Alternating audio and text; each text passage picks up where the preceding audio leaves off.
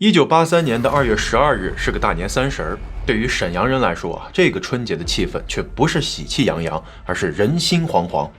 沈阳空军463医院的一声枪响，拉开了一场血腥杀戮的序幕。巨大的阴霾笼罩在东北大地，随后蔓延至全国。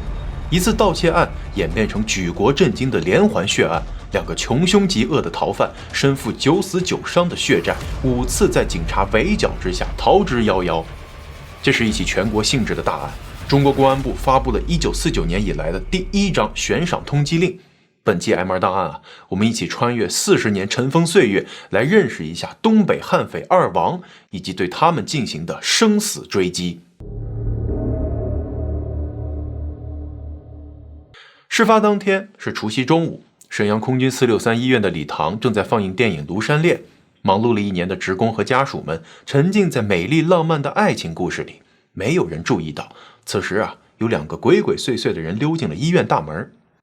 电影放到一半的时候，外面传来了砰砰2声响，然后又是乒乒乓乓，大家以为那是放鞭炮的声音，但是紧接着一声凄厉的呼喊从门诊大楼传来：抓贼啊，快抓凶手！反应快的人闻声冲到门诊大楼，看到了震惊的一幕，地上到处是血，2个人躺在走廊地上一动不动，墙角处还有一个受了重伤的人，正用着手里的军帽拼命摁住脖子。把人喊过来之后，他就昏了过去。这个人叫吴永春，是医院的给养助理员，负责物资管理。大家忙着抢救吴永春的时候呢，发现地上有好几个子弹壳。糟糕的情形还不止于此，整个门诊大楼里一共7个人受到了枪击，其中4人当场死亡，3人重伤。沈阳警方勘察现场的时候，一共发现了13枚5.4手枪的弹壳，还发现了一个黄色挎包，里面有一把钳子和螺丝刀。一名重伤者手中攥着一个通行证，通行证上有一个男子的照片，姓名王宗伟，部别6车间，职别工人。警方很快就查出来了，这个通行证是沈阳724工厂的，也就是东北器械制造厂。王宗伟呢，26岁，当过兵，复员后分配到这个厂上班。工人们都说这人很不错，斯文和气，勤快上进，还是先进工作者呢。有一个对象，准备结婚了。警方说王宗伟涉嫌持枪杀人，那工人们都说那不可能一定是搞错了。办案人员也纳闷了，他们来到了王宗伟的家里，父母说肯定不是王宗伟干的，还给儿子做了不在场证明。当天下午案发过去3个小时后传来消息，经过抢救，枪击案受伤的3人醒了。他们指认通行证上的那个王宗伟就是凶手，而且他还有一名同伙。警方分析，王宗伟的亲哥王宗访有很大的作案嫌疑。这人从小就小偷小摸，1974年和75年2次被收容所审查，1979年因为盗窃3进宫被判了3年。警方又找回兄弟俩的父母，2位老人一看实在是糊弄不过去了，只能说出了真相。让我们一起回到案发当天的中午。那天医院的给养助理员吴永春没有和大家一起去看电影，他注意到空空荡荡的医院里有一高一矮2个年轻人格外扎眼。矮个子呢推着个自行车，高个子戴着口罩向医院的小卖部走去。吴永春觉得这2个人很可疑，就跟政治处的周主任汇报了情况。周主任、吴永春还有一个年轻的司机，一共3个人，很快就找到了那个大个子，把他带到门诊大楼1楼的外科诊室问话。大个子显得很紧张，说给姥姥看病，来问医生，还出示了自己的工作证。这个大个子就是王宗伟，他的这张工作证成了破案的关键线索。周主任询问王宗伟的同时呢，吴永春惦记着那个矮个子，于是就走出门诊大楼继续寻找。不一会儿，迎面来了一个骑着自行车的人，穿着空军制服，身上还背个包。这人在院子里头绕了好几个圈，还左顾右盼。吴永春猛然想起，要找的就是这人，只不过他换装了。这个矮个子呢，就是哥哥王宗访。吴永春赶紧冲上去把他拦腰抱住，恰巧医院里头的几个同事看见了，就和他一起把王宗访拽到了门诊大楼里。与此同时呢，外科诊室那儿正在被周主任问话的弟弟王宗伟，显然也注意到了外面的嘈杂。医院的同事们把王宗访押进了一间办公室，把他的身上提包打开之后好家伙，这大过年的是来医院小卖部零元购了呀！3条凤凰香烟，1000多块钱的现金，30包味精，还有盗窃用的钳子、锥子。正当众人打算把他扭送去公安局的时候，王宗坊开始挣扎起来，大声嚷嚷，这声音就惊动了隔壁的诊室。几乎是同时，王宗伟突然从裤兜里掏出一把手枪，动作干脆利落，朝周主任连开2枪。周主任猝然倒地，鲜血浸透了白大褂。然而王宗伟并未停手，他冲进走廊，目光冰冷，抬手2枪打死了2名朝自己冲过来的医院人员，随后一脚踹开关着王宗坊的房门，看到正在打电话报警的医生，毫不犹豫地扣下了扳机。医生的手僵在半空，电话滑落，砸在地上。门后，一名工作人员攥紧铁架，咬牙扑上来。王宗伟回手又是1枪，男人的动作瞬间顿住，然后整个人砰然倒地。此刻，吴永春和一位年轻同事正紧紧地抓着王宗坊不放。年轻同事想抄家伙跟王宗伟搏斗，但也直接暴露在了枪口之下，被1枪定在原地，连疼都没来得及喊，就这么牺牲了。电光火石之间，吴永春知道，现在只剩自己了。他对着王宗伟的胳膊踢出一脚，随之而来的又是砰的一声。吴永春只觉得天旋地转，仰面倒地。朦胧间听见王宗坊说：“这小子没死吗？妈的，就他最凶。”紧接着又是1枪。吴永春的喉头一麻，意识模糊间，他听见2人快速收拾着钱财，急速的脚步声渐渐远去。一颗子弹穿透了吴永春的腮帮，另一颗射进了脖颈，血流不止。他凭借着顽强的意志挣扎着爬起来，死死地用帽子堵住血流，强撑着一口气嘶声呐喊：“快抓贼啊！”这个就是咱们视频开头的情景。这是第1枪，这么进去的，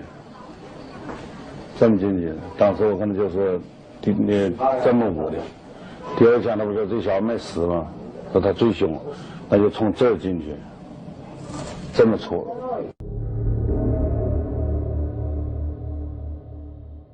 案发4小时后，沈阳警方进行了全面搜捕，可是却一无所获。因为有线索称，在案发1小时后，就曾经有群众看见2人出现在沈阳文官屯火车站，说明在大搜捕开展前，2人很有可能已经逃离了沈阳。辽宁省公安厅不敢怠慢，立刻将信息传到公安部。当天，公安部就发出通缉令，向全国通缉持枪杀人潜逃犯。身形矮小的哥哥王宗坊与人高马大的弟弟王宗伟，同时简称这2人为东北2王。除了身高，大家在下面的讲述中还可以通过枪法来区分这兄弟俩。哥哥的枪法马虎，弟弟却很准。至于为什么，咱们后面会说。案发后的第3天，警方仍在全国范围内搜捕2王。这天夜里他们也终于露出了踪迹，而且不是什么小动静。1983年2月15日晚上9点，从北京开往广州的47次列车驶入了湖南衡阳境内。车厢内弥漫着旅途的困倦，乘客们三三两两沉入梦乡。乘务员拿着手电，沿着狭长的过道巡查。春节期间谁都不敢掉以轻心，以防有人把鞭炮之类的危险品带上车。当走到2号车厢的时候乘务员的目光停在了上方的行李架上，一个提包静静地摆在那儿，形状略显僵硬，直觉告诉他不太对劲儿。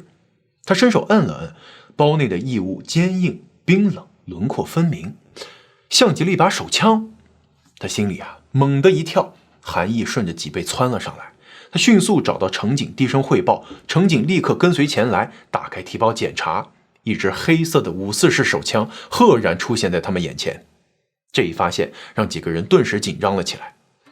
当时通讯的手段有限，列车并未提前收到警方的通缉令，所以他们并不知道这把枪的主人不仅带着武器，还带着杀人的决心。而更可怕的是，枪的主人此刻正在他们身边。这是谁的包？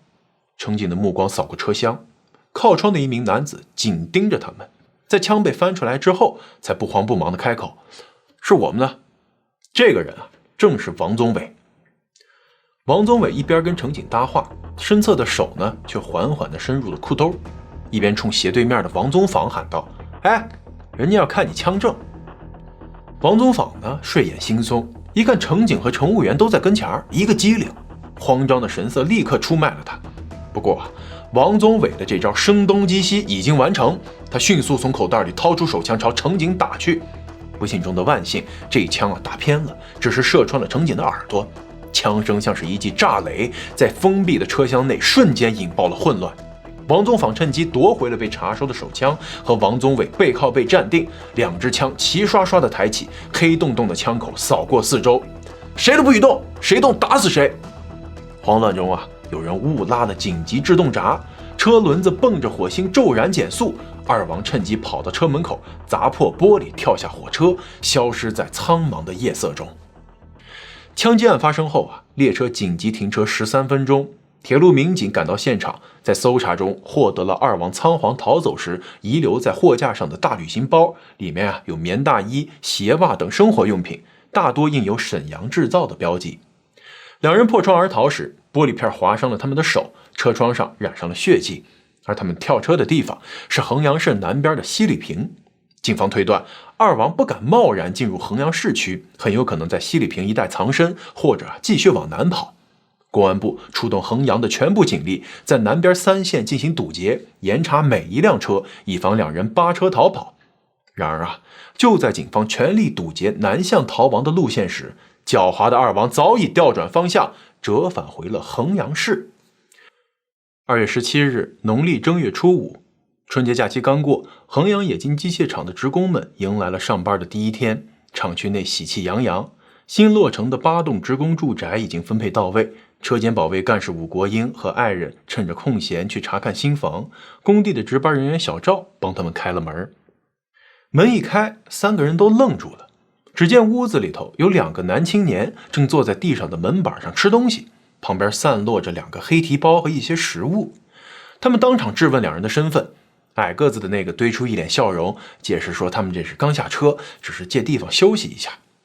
武国英的心里头猛地一沉，他上午刚听保卫处传达过二王流窜至衡阳的消息，而眼前的两人东北口音，发型凌乱，一副奔波劳顿的模样。为了确认自己的判断，武国英故意避开他们，来到另一间房屋，查看2个陌生人是怎样进入房中的。结果发现窗户被撬开了。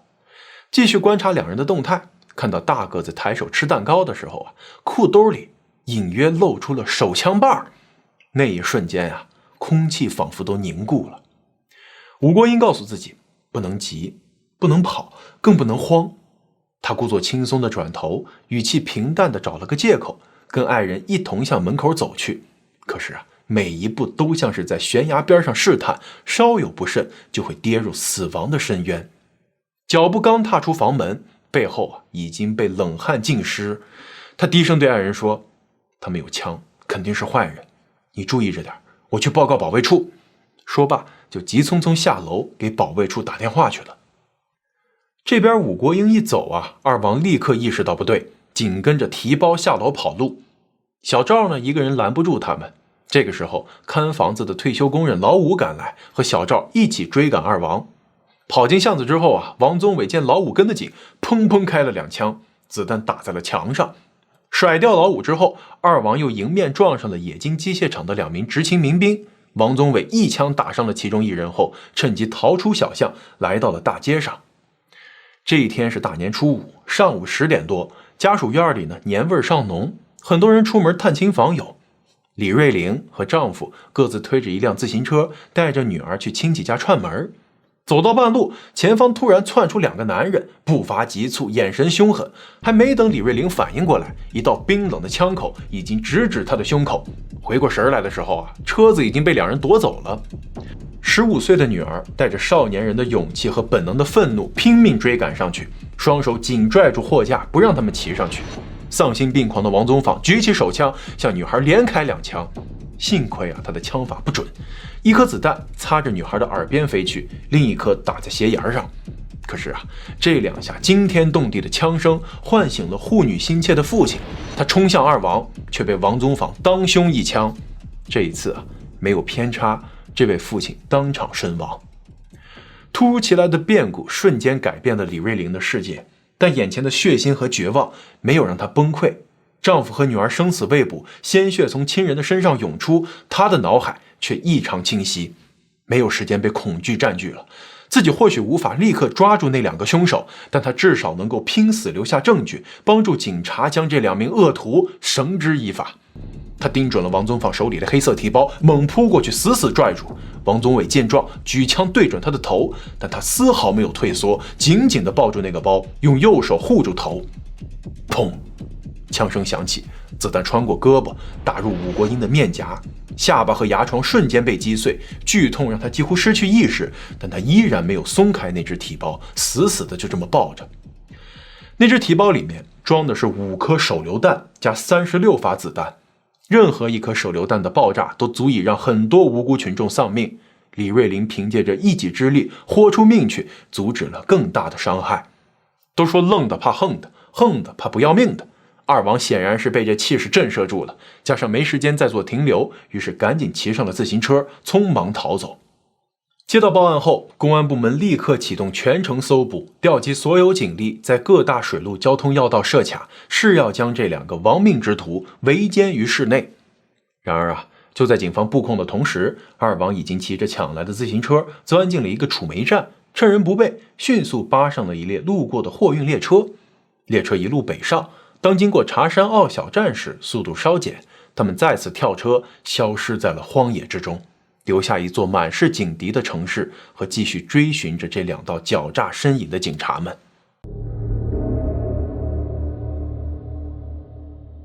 短短几天时间里，二王就搅动大半个中国，人心惶惶。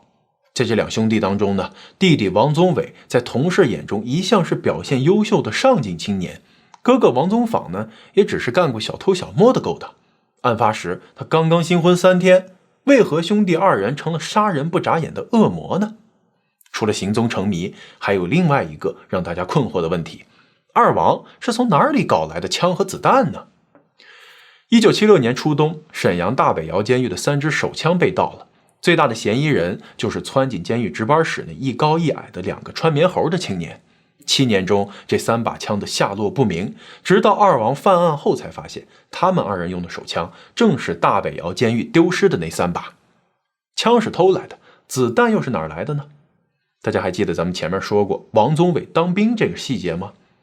正是因为当过兵，所以王宗伟的枪法比他哥哥王宗坊呢强了不少。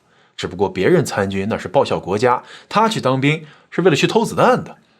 1978年6月，王宗伟给王宗坊写了一封信，说已弄到762子弹100发。从部队复员的时候呢，王宗伟还钻了当时某些环节管理不严的空子，不仅私自把这批子弹带了出来，还顺带烧了5颗手榴弹。李瑞麟拼死夺下的那些经过对验号码，正是王宗伟原来所在部队的武器。二王的父母都是教师，家庭条件呢不算太差，但在儿子的教育上非常失败，从小就溺爱护短。王家有3个儿子，老2王宗坊，老3王宗伟。以前王宗坊犯案时，母亲一听宝贝儿子要被拘捕了，立马扔下教科书，撇下一教室的学生，带着王宗坊出逃，把儿子藏在一个亲戚家，最后儿子被缉拿归案，母亲也受到了公安部门的拘留处分。80年代初，经历过文革的动荡，各行各业百废待兴，公安机关是被4人帮破坏的重灾区，公检法系统被弄得稀碎，1000多名公安干部被下放，整个公安部只剩下40个人。一位被下放的干部在日记里写下这样一句话：公检法机关被砸烂，是对国家机器的公然挑战，连国家机器都可以砸烂，还有什么不可以砸烂呢？一旦法律的尊严被损毁，社会的秩序就会变得动荡不安，为文革结束后的治安埋下巨大隐患。二王正是在这样的环境中成长的。这些年轻人被称为被4人帮耽误的一代。文革结束后，一部分人发愤图强，在恢复高考后力争上岸，另一小部分人呢则无所事事，走上不归路。一些被下放的公安干警陆续回到了工作岗位，但80年代初的中国公安15块钱以上的事儿全都管，没有应对暴力犯罪的经验。到了1983年时，警力还有巨大缺口，装备也跟不上，一度出现枪没有罪犯的好，车没有罪犯的快，耳目没有罪犯的灵的怪现象。当公安系统面对大案要案时，更是捉襟见肘。不仅仅是二王闹得百姓不安宁，全国的治安形势也非常恶劣。唐山出现了菜刀队，平日里为非作歹，还拦截邓小平视察车队索要过路费。内蒙古红旗沟发生特大杀人案，8名青少年一夜之间杀害27人，轮奸侮辱多名女性。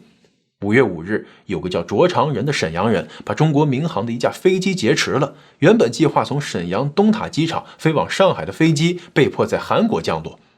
同年，苏州发生1013特大凶杀案，持菜刀砍伤邻居一家5口人，其中还有1名4岁的幼女。这一桩桩一件件的暴力案件，挑衅着公众的良知和道德的底线。而关于二王的传言，让不明真相的群众愈发感到恐慌。有人说他们是百发百中的神枪手，数千人在他们手中丧生；有人说他们是专杀贪官，不杀百姓，行侠仗义，替天行道。很多家长吓唬小孩说：“你再不听话呀，二王就要来抓你了。”二王都成了孩子们的童年阴影了。一些地区甚至出现了哄抢生活用品的情况，因为关卡多，车辆检查严格，从外地运来的蔬菜、大米、白面、日用品它运不到，夸张到连卫生纸都要抢购。二王在茶山坳消失后专家组分析，这哥俩原打算坐47次列车南下广州，走水路开溜，不料被乘警打乱了计划。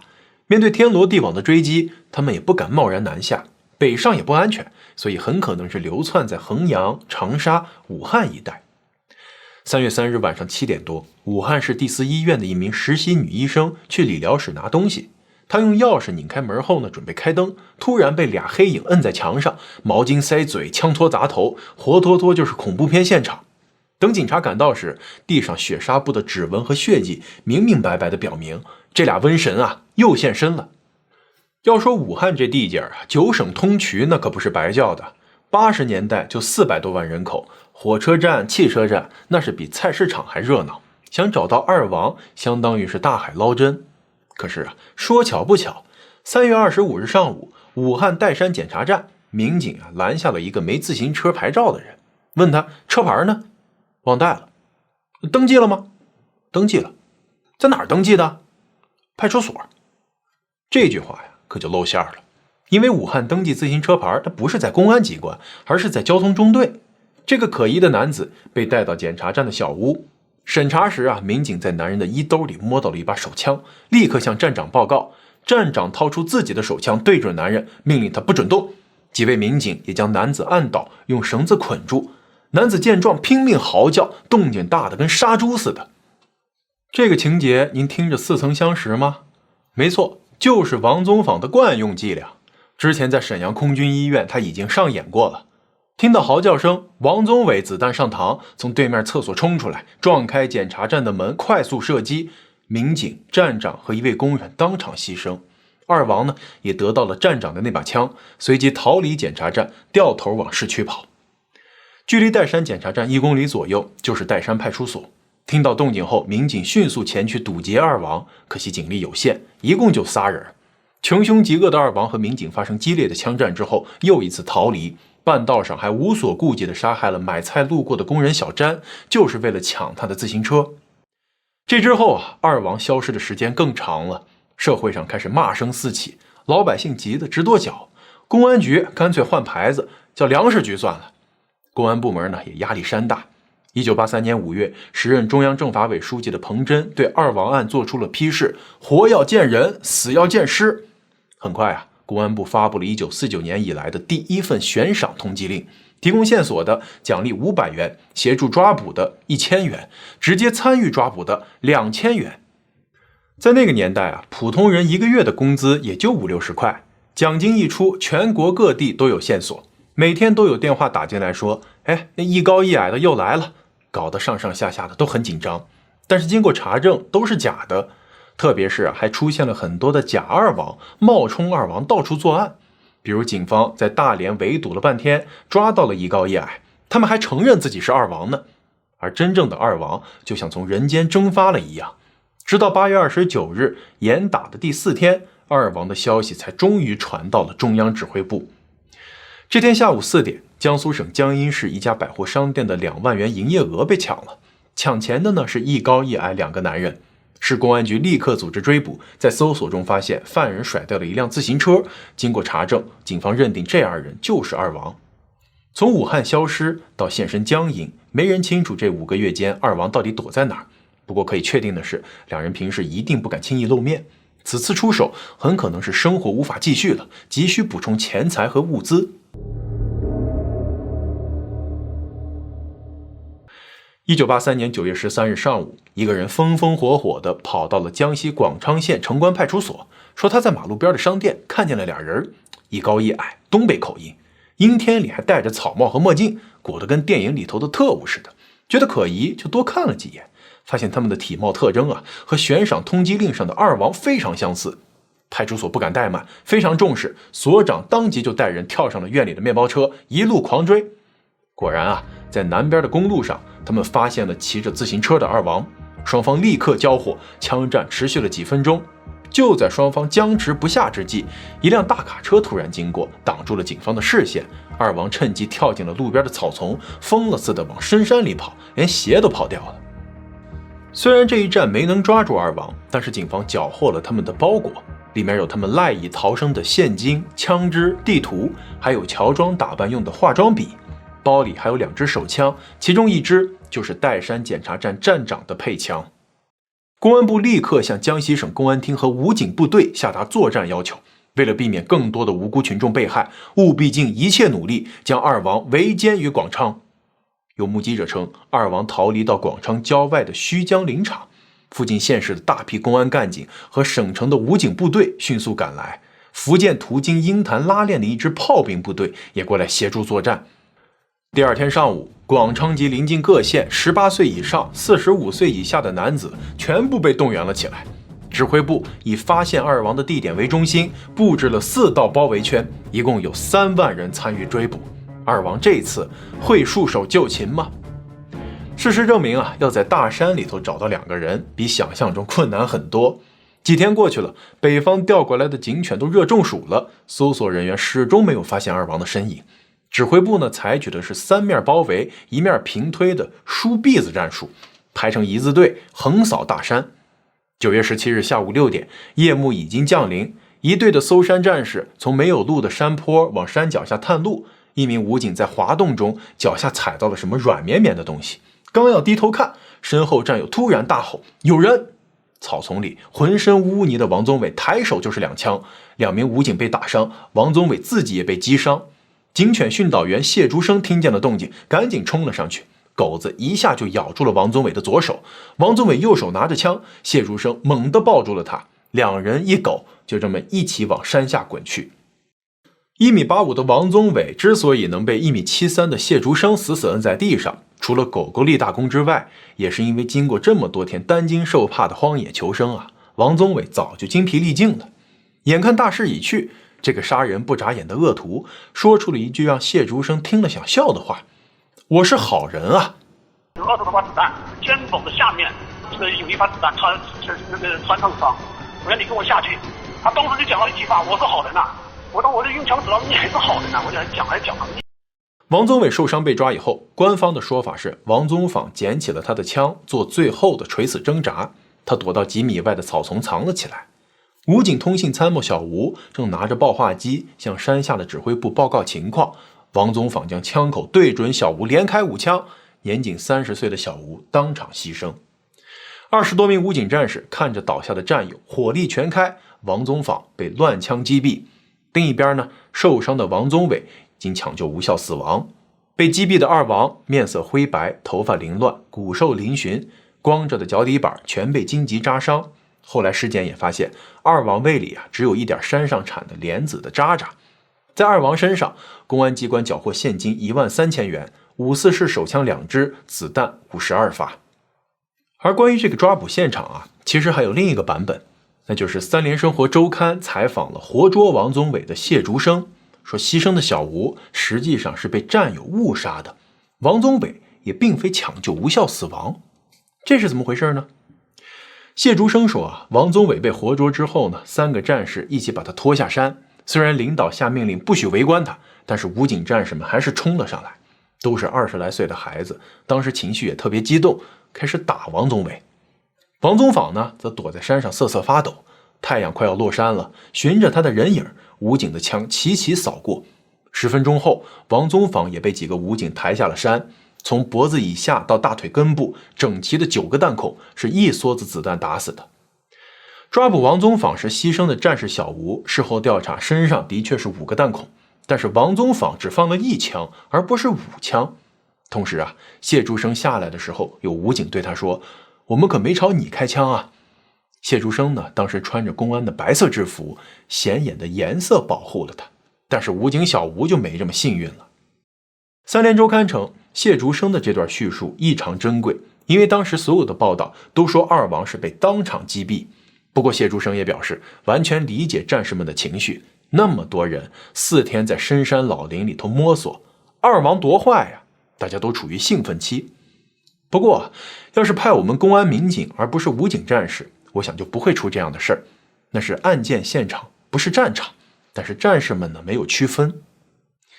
由于二王案实在是太过轰动，还衍生出了追捕二王系列连环画、双枪二王、追捕二王等电视剧作品。二王从案发到被击毙，经过了整整7个月的时间。击毙二王是1983年严打斗争的标志性事件，并促使中国公安系统形成了110报警机构的雏形。最后啊，咱们把时间拨回到1983年2月12日下午3点，也就是视频开头，二王在沈阳463医院开枪杀人后，骑车逃回父母家的情形。当时啊，兄弟俩噔噔噔的跑上楼，一进门就喊：“我俩出事了！”父亲王家林还以为儿子跟人打架呢，气得发抖，说：“大过年的净给我惹事儿，太不让人省心了。”事实上啊，王家这几个孩子从小都是姥姥带大的，缺少父母的管教。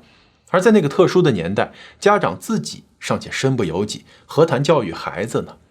文革时期，沈阳军区大院里头，保皇派和辽沈派武斗不断，动刀动枪，甚至埋地雷。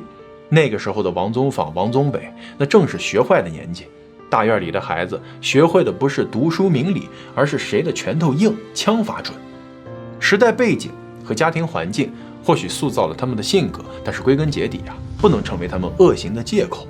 从沈阳抢劫、杀人、疯狂逃亡开始，搅动半个中国，邪恶、暴力与贪婪主导下的人格，终究是死路一条。感谢收看 M2 档案，咱们呢，下期再见。